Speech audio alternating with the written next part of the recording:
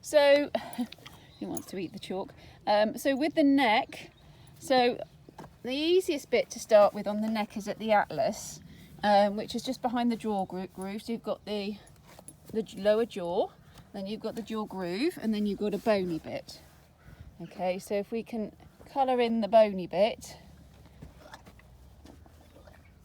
Okay, now don't worry about doing a Gillian Higgins.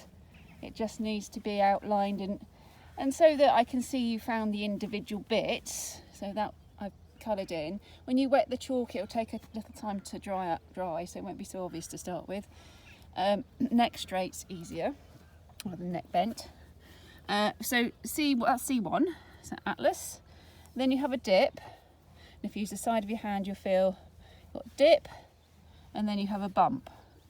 Okay, so what I want you to do is try and outline or circle, colour in your bumps.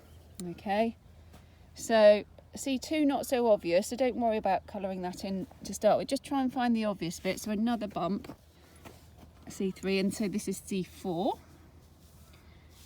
Another bump, and then we'll go down again. We've got another bump, and that's C5.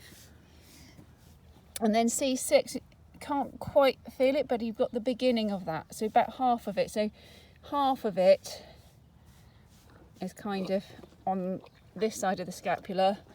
Then we can go back to C2 where it's actually a bit more of a dip and just kind of fill it in because we know it's there.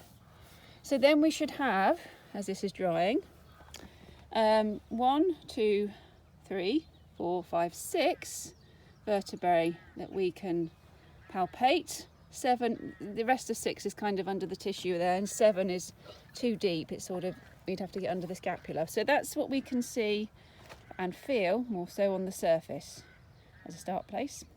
Okay.